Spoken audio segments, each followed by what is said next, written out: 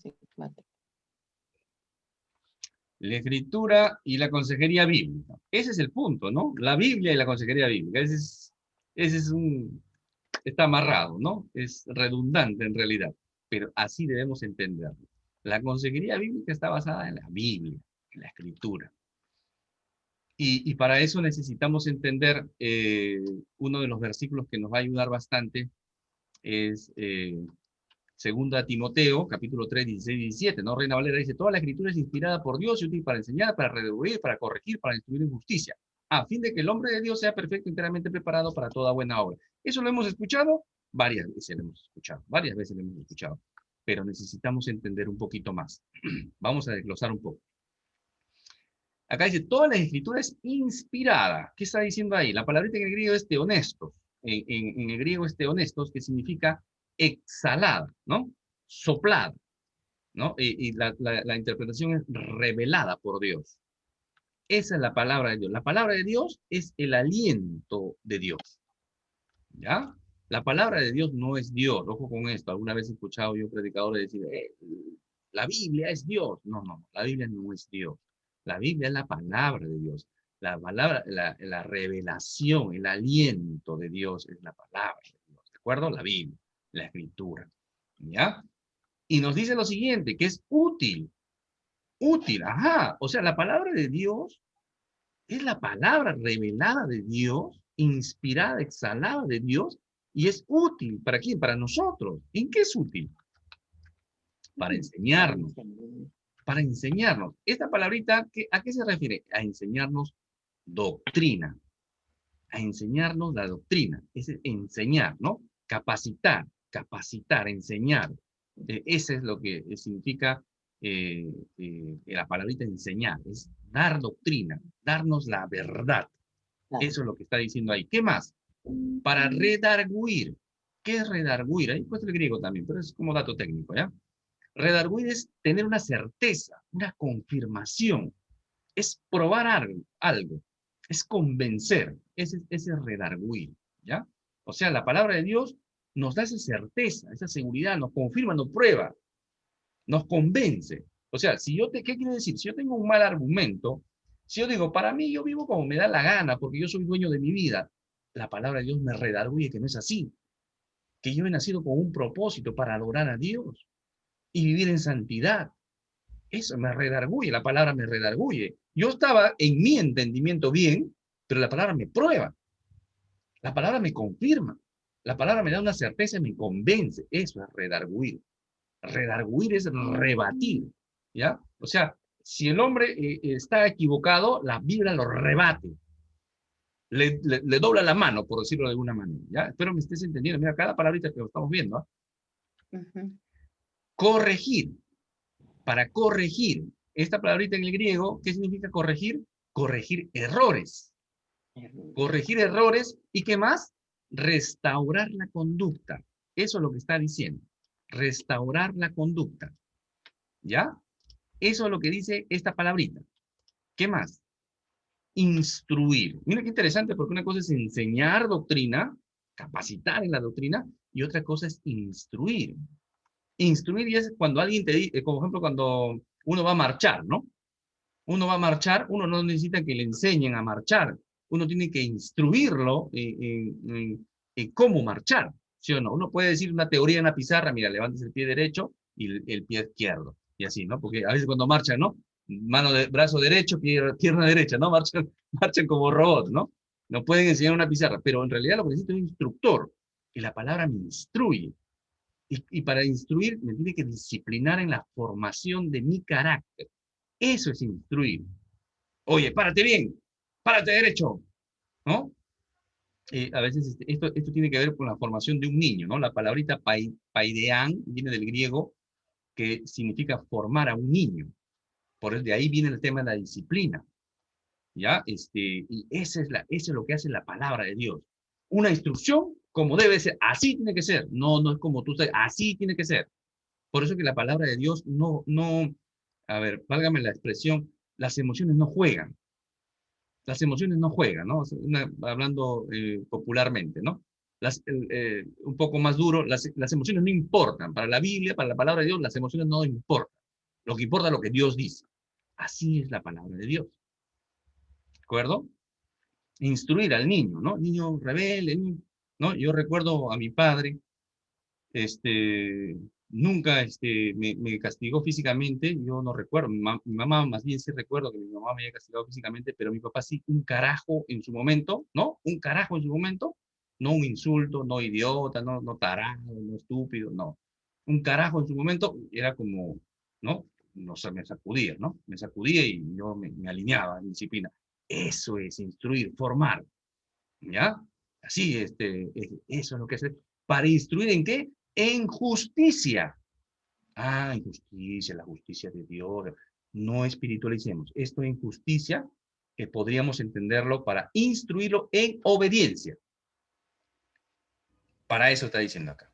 Para eso es útil la palabra de Dios. Para enseñar, para redarguir, para corregir, para instruir en obediencia. Eso es lo que dice la palabra. Miren qué interesante, ¿eh? Y da un fin. Es útil y tiene un fin. Dios no hace las cosas por hacer, hermanos. Dios no hace... Hace poco me entrampé en una discusión con una hermanita sobre el hablar en lengua. Yo le decía, hermana, vamos a primero a los Corintios 12, 14. La llevé por aquí, le expliqué, pero ¿cuál es el propósito del hablar en lenguas? No tenía un argumento la hermana, pero cerrada en su manera de pensar. Entonces, el punto es que Dios no hace algo por hacer, por gusto, sin sentido.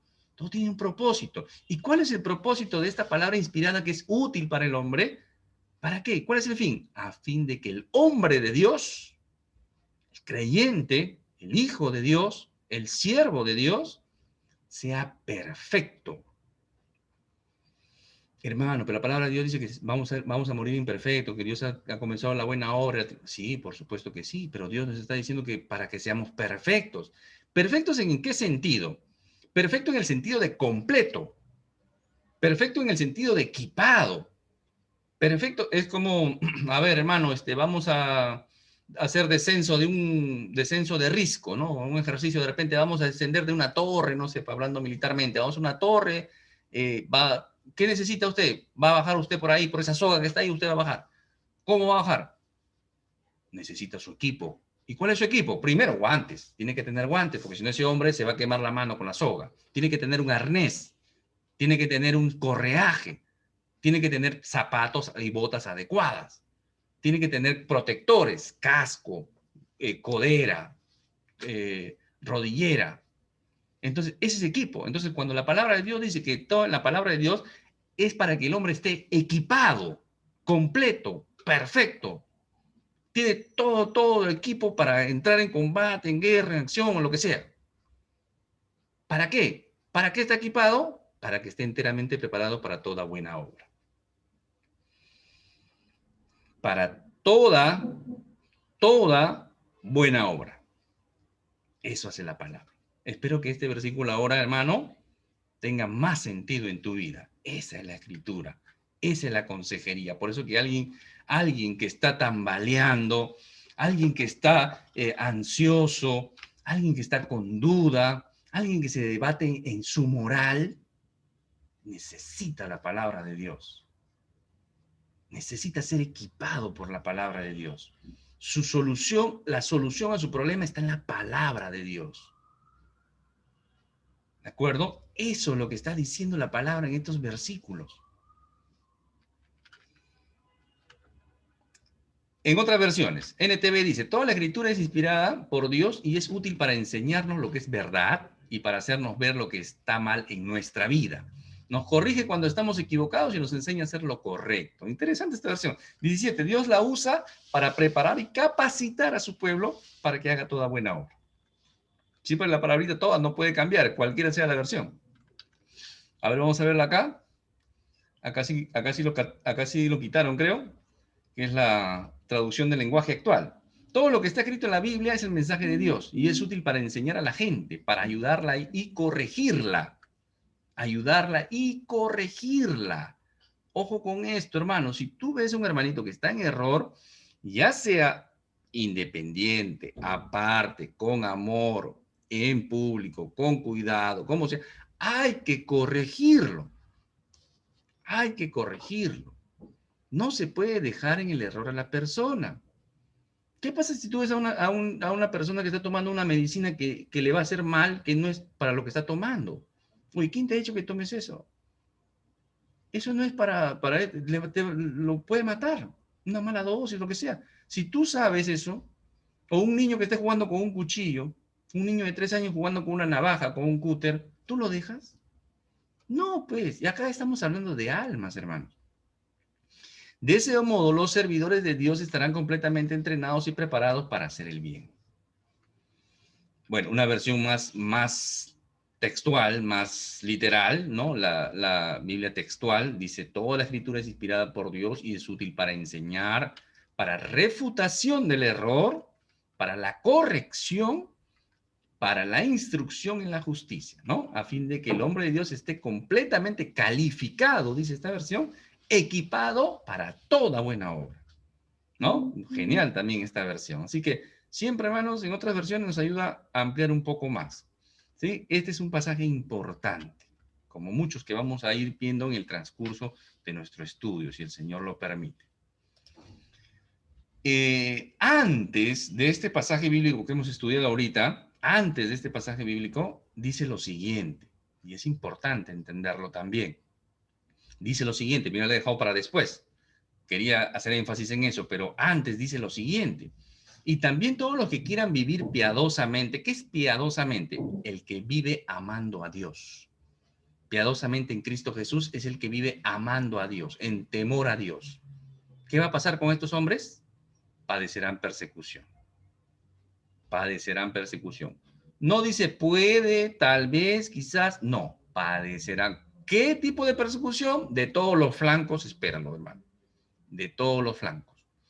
Mas los malos hombres, dice, y los engañadores irán de mal en peor, engañando y siendo engañados. Estos son los que no están en los caminos del Señor. Son malos hombres. Engañan, mienten, hacen lo que le dan la gana, pero así como viven, así viven. Así como viven, así viven. ¿Sí? ¿Me entienden? Así como hacen, les hacen. ¿Sí? Hay cada cosa. A veces la gente que dice, ¿no? Con tan enraizados con el tema de las filosofías orientales y religiones orientales, dice, ya ves, le fue mal el karma, por el karma. Dice, no es el karma, hermano. El karma es en el hinduismo. En el cristianismo se llama consecuencia de su pecado. ¿De acuerdo? Pero persiste tú, está hablando Pablo a Timoteo, le dice, pero persiste tú en lo que has aprendido. Aprendido. ¿Qué estamos haciendo nosotros? Aprendiendo, como lo dijo muy bien una hermanita en un comentario, dijo, necesitamos conocer la palabra de Dios y en la palabra de Dios enseñar lo que dice Dios. Y eso es lo que tenemos que hacer, pero si no lo aprendemos, si creemos ser dueños de la verdad, pero no leemos la Biblia, no la estudiamos, estamos perdidos. Pero dice que ha aprendido. Y no solamente lo ha aprendido, sino se ha persuadido. O sea, se ha impregnado. Eso es lo que debe hacer la palabra de Dios. Impregnarnos. Que sea atesorado en nuestro corazón, que sea interiorizado. Sabiendo de quién has aprendido. Y acá viene lo interesante que hablábamos en el capítulo, la clase anterior, sobre el modelado. Que desde la niñez ha sabido las sagradas escrituras. Desde su niñez, dice. ¿Quién le enseñó en su niñez? Su madre y su abuela. Su madre y su abuela. ¿Y qué ha hecho la escritura? ¿O qué hace la escritura? Lo ha hecho sabio. La palabra de Dios nos puede hacer sabios, hermano. ¿Sabios para qué? Para la salvación por la fe en Cristo Jesús. ¿Ya? Me hace sabio para la salvación. O sea, me hace sabio para cuidar mi santidad, mi caminar con Cristo, mi caminar, mi ética cristiana, mi vida cristiana, mi moral cristiana. Para eso me ayuda la palabra de Dios. Si no, yo estoy torombolito, pues estoy loquito, sí, pues, ¿qué pasará mañana? Me doy con la ansiedad, y si me muero, y si no me muero, y si me enfermo, y si no me enfermo, estoy con ansiedad. Estoy con ansiedad. ¿Qué pasará mañana? Mañana solamente Dios sabe, hermano, qué pasará acá media hora. Tú dale la gloria a Dios ahorita. Vive tu vida en santidad ahora. Cuida tu santidad ahora. Soporta firmemente la oposición, las acechanzas del diablo. Mantente firme. No, no puedo dormir, hermano. No sé qué pasa. Estoy preocupado por mi hijo, por mi hija. Pobrecito mi hijito. ¿Dónde estará? ¿Cuántos años tiene tu hijito? ¿10 años, 15 años? No, ya tiene 48 años, hermano. Quiere seguir criando a su hijo de 48 años. Una madre es una madre, nadie va a negar eso. Unos varones no comprendemos mucho eso, definitivamente que no. Pero hay que entender que los padres crían a sus hijos hasta cierta edad. Lo bueno y lo malo. 13 años era para un judío la mayoría de edad, para nosotros 18 años. Pero hay hijos pues que tienen 30 años, están metidos en el PlayStation y la mamá le sigue haciendo el almuerzo. Entonces hay un problema en esa familia. Pero bueno, por citar un caso. Entonces, ¿qué necesitamos entonces? Conocer la sana doctrina. ¿Cómo conozco la sana doctrina? Estudiando la Escritura. Y para estudiar la Escritura y entender la Escritura, tengo que tener una buena interpretación, una buena hermenéutica, una buena exégesis. Yo no puedo escuchar a un maestro que me dice, hermano, cuando usted vaya al cielo, Dios, el Señor Jesucristo va a estar esperándolo porque el Señor Jesucristo es una puerta hermosa, tallada. Es más, la palabra de Dios dice que el Señor Jesús es la puerta, hermano. Entonces tú vas a pasar por esa puerta, es el Señor Jesús. Es el Señor Jesús, está de puerta en el cielo. Ese hermanito, ¿dónde habrá hecho sus estudios bíblicos que está enseñando cualquier tontería? Cualquier tontería. Entonces necesitamos entender la Escritura, estudiarla, hacer una correcta interpretación, porque si no yo puedo estar enseñando cualquier tontería también. ¿De acuerdo? Saco cualquier versículo fuera de contexto y enseño cualquier tontería. Y avalo cualquier pecado. Y lo termino de empeorar al hermano o agravar su situación o su problema. Entonces necesito hacer estudios y definitivamente necesito ampararme también en teólogos serios, ¿no? En teólogos serios y santos he puesto ahí, porque no todo teólogo es santo. Hay teólogos que son totalmente fuera de la Biblia. Fuera de la Biblia y son teólogos con grandes títulos, doctorados y todo lo demás. Entonces, teólogos serios y santos, hermano. Conocer al hombre, el problema de la humanidad y la solución, el evangelio. Ese es el key del asunto en toda la problemática. El hombre tiene un problema, su corazón pecaminoso. La solución es el evangelio. Necesita venir rendido a Cristo. Si no, de su carne cosechará corrupción, cosechará muerte. Está en un camino de muerte. No necesitas, válgame la expresión, ser un adivino, ¿no? Tener tu bola mágica y ver, esta persona se va a ir, le va a ir mal. No necesitas. Porque sabes que está en oscuridad, el que camina en oscuridad tropieza y cae. Y lo golpean y se caerán, y se ampara en otro ciego, y los dos ciegos se caen, dice el Señor. O sea, no necesitamos ver cuando alguien está tomando malas decisiones. Cuando yo veo a un sobrino que está conviviendo, cuando yo veo que un sobrino está estafando, robando, pidiéndose prestado sin pagar, yo no puedo sin mucho entender que va a sufrir las consecuencias de su accionar. Entonces, si una persona viene a mí y viene con esa situación, con algún problema parecido, yo tengo que llevarlo a la Escritura y decirle que hoy este es un camino de muerte. Este es un camino de muerte y ya estás a tiempo. Por eso que a mí me da mucho gusto cuando los jóvenes estudian la palabra de Dios. Porque muchas personas mayores llegan a la edad avanzada, conocen al Señor Jesucristo y siempre lo van a decir. ¿Cuánto me hubiera gustado yo de joven que alguien me enseñe esto? Que me enseñe la palabra de Dios o haber conocido a Cristo. A mí me da mucho gusto que los jóvenes vengan a estudiar, me da mucho gusto, me alegra en el corazón, porque sé que esos jóvenes van a ser de bendiciones. ¿Por qué? Porque estos jóvenes cuando no tienen una buena orientación y son afirmados en la palabra de Dios, se van al mundo. ¿Por qué? Porque no tenían una buena base. No han tenido una buena base y van a la universidad y le hablan de creación, y le hablan, perdón, de la evolución, del mono, le hablan de la filosofía, le hablan del humanismo, y el hombre, este muchacho que ya no es un niño, es un muchacho y está en estudios superiores y cree que ahí está aprendiendo grandes verdades porque no tiene una base bíblica. Entonces su base bíblica, como es tan valiente, desecha a Dios y opta por la filosofía humana, por huecas sutilezas, por vanas sutilezas, por filosofías de hombres, dice la palabra. Y peor aún, filosofías de demonios. Eso es importante, hermano. Y si tú eres mayor y estás llevando el curso, tampoco es tarde. Tampoco es tarde. 40 años el Señor Jesús, perdón, Moisés estuvo 40 años en las mejores universidades, válgame la expresión, en Egipto. Estudió todo, idolatría, hechicería, todas las ciencias, matemáticas seguramente, cómo hacer una pirámide. Todo eso lo aprendió Moisés, 40 años. Recontra educado. Estaba siendo educado para ser príncipe, rey. Emperador, en todo caso. O faraón. Pero Dios lo mandó 40 años al desierto a cuidar ovejas, a entender, a tener paciencia. 40 años. 40 años en el desierto, que el hombre ya se había perdido el sentido de conversar. Conversaría un rato nomás con las ovejas, después ya no. 40 años a aprender a cómo cuidar ovejas.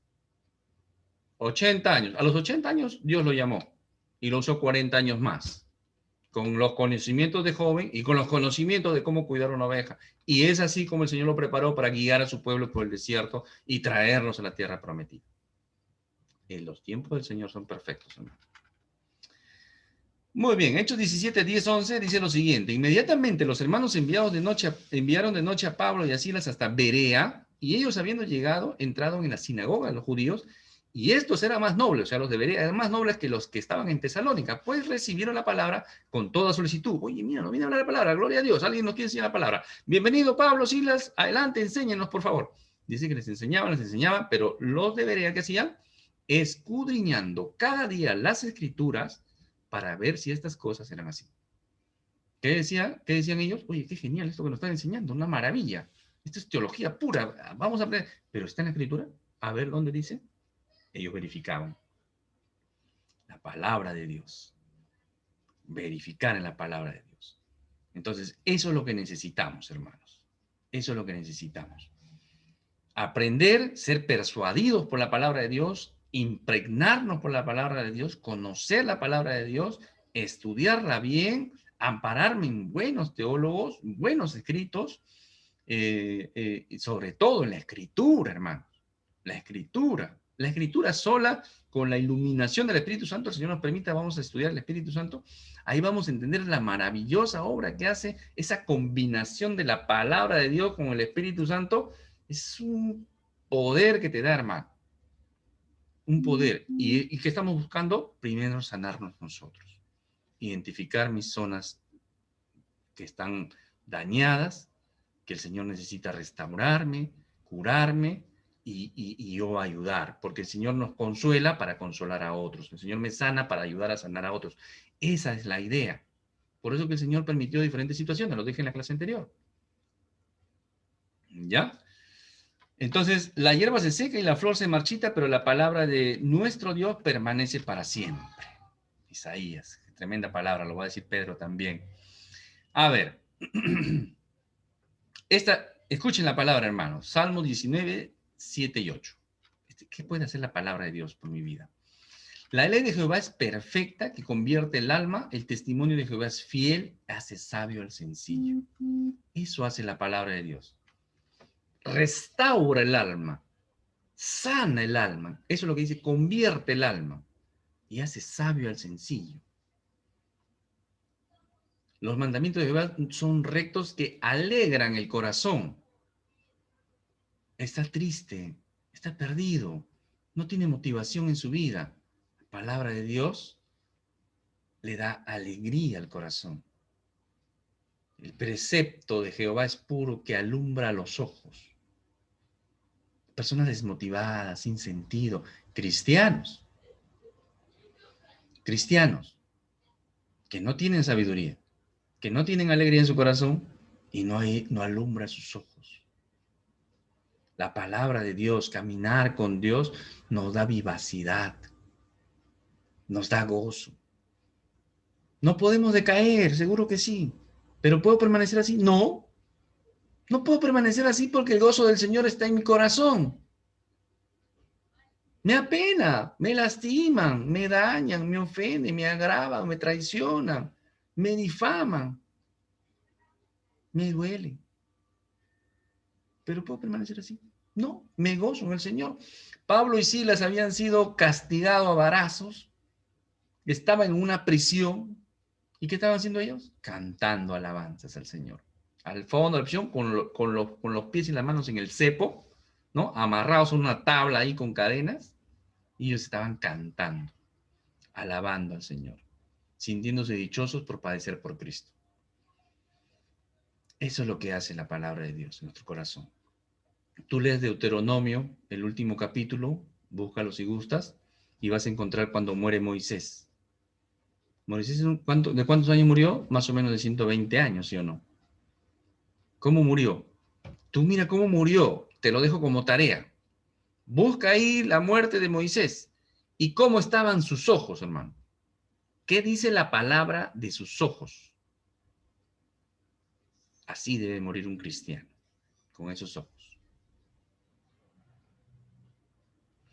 El Salmo 19:7, las enseñanzas del Señor son perfectas, reavivan el alma. Esta es otra versión en la NTV, ¿no? Te da un poquito más de claridad también. Los decretos de los Señor son confiables, hacen sabio al sencillo. Los mandamientos del Señor son rectos, traen alegría al corazón. ¿Por qué estás triste, hermano? ¿Por qué estás deprimido? Los mandamientos de Dios son rectos. O sea, cuando habla de recto, habla de algo que es una ley, que es algo que confiable. Eso debe traer alegría a nuestro corazón. El Señor no ha fallado sus promesas. Los mandamientos del Señor son claros, dan buena percepción para vivir. Genial, hermano, genial. Bueno, a ver, un versículo más dice, fíjate de Jehová de todo tu corazón y no te apoyes en tu propia prudencia. Reconócelo en todos tus caminos y él enderezará tus veredas. No seas sabio en tu propia opinión. Teme a Jehová y apártate del mal. Teme a Jehová y apártate del mal, porque será medicina a tu cuerpo y refrigerio para tus huesos. O sea, la palabra de Dios, hermanos, no solamente trae ese gozo, esa paz, esa sanidad a tu corazón, a tu alma, sino también a tu cuerpo. Es medicina. Creo que lo he puesto en otra versión. No, no lo he puesto ya en otra versión, pero eso es lo que hace, está claro, el versículo 8, porque será medicina a tu cuerpo. Busca la otra versión y te vas a dar cuenta. Pero fíjate de todo tu corazón. Confía en el Señor de todo tu corazón. No te apoyes en tu prudencia. Reconócelo en todos tus caminos. Reconócelo en todas las esferas de tu vida, como padre, como hijo, como hermano, como tío, como estudiante, como vecino, como compañero de trabajo, como dirigente, como responsable de algo, como jefe, como trabajador, como estudiante, los jóvenes. Todas las áreas. No me cae este profesor, está loco, ¿qué se ha creído? Estúpido, idiota. ¿Está bien que le diga así a mi profesor? Profesor, disculpe, no comparto su manera de repente como usted enseña, pero voy a aprender de lo que usted está enseñando. ¡Qué bonito! ¡Qué bonito! Qué bonito decirlo, me dirá alguien, no, hermano, es bonito decirlo. No, porque si tienes el Espíritu Santo, el gozo en tu corazón, lo vas a hacer con amor. Y vas a ser extraterrestre, vas a ser de otro planeta para él y para cualquiera. Por eso es que la gente no entiende cómo un cristiano puede vivir así. Y normalmente el cristiano mediocre vive en estos problemas. Ese es el problema del cristiano. La mediocridad cristiana. No, no se puede hacer, hermano, es mucho pedir. Entonces tú no eres un creyente, necesitas estudiar el Sermón del Monte. Necesitas reafirmarte en Cristo. Necesitas llenarte del Espíritu Santo. Eso es lo que necesitas. Y no está mal que lo hagas. Vuelve. mucho gusto, me da muchos hermanos. A mí cuando me dicen, hermano, ¿sabes qué? La verdad que primera vez estoy aprendiendo. Tengo tantos años en la fe, tengo tantos años en mi iglesia y recién estoy aprendiendo. Gloria a Dios. Gloria a Dios, hermano o hermana. Ya lo estás haciendo. Y ese es un gran paso. Ustedes que están estudiando esto ya están teniendo mucha ventaja sobre el que no lo está haciendo. Genial. Termino con el Proverbio 4, 22, hijo mío. Está atento a mis palabras, inclina tu oído a mis razones, no se aparten tus ojos. He resaltado ahí, atento, oídos, ojos. Guárdalos en medio de tu corazón, porque son vida los que la hallan y medicina a tu cuerpo. Este es otro versículo que habla de que también es medicina a tu cuerpo. Atento, atento, oído, ojos, te llama a la acción de tu ser y que lo guardes en tu corazón. ¿Por qué pasa qué pasa si lo guardo en mi corazón? Porque vas a tener vida. Ah, ya quiero vivir yo hasta los 200 años en esta tierra. No, vida es, tú puedes vivir, hermano, 30 años, como lo han hecho muchos siervos del Señor, y realmente tener vida. Porque hay personas que tienen 90 años y no tienen vida. Me hace acordar un verso que de colegial aprendía, ¿no? No son, a ver si me acuerdo, no son muertos los que la paz reposan en la tumba fría, ¿no? Muertos son los que tienen muerta el alma y viven todavía. Algo así decía el versito, era más largo, pero eso es lo que me acuerdo. Y es verdad, es verdad. Los que tenemos vida en Cristo son realmente los que hacemos esto. Estamos atentos a las palabras de Dios, oímos las razones, no apartamos los ojos, guardamos en medio de nuestro corazón, dice en el medio, la palabra se preocupa por en el medio de mi corazón, porque son vida para los que la hallan, medicina a todo mi cuerpo. Yo puedo tener un cáncer terminal, pero la palabra de Dios es medicina para mi cuerpo. ¿Por qué? Porque Pablo por eso va a decir que así como el hombre exterior se va desgastando, el interior se va acrecentando, enriqueciendo, agrandando, haciéndose rico. Esa es la palabra de Dios, hermanos. Espero que esta parte de esta clase realmente impacte tu vida. ¿De acuerdo? Estas bendiciones tuve porque guardé tus mandamientos, dice el Salmo 119. Dicho ese paso, es una tareita para esta semana.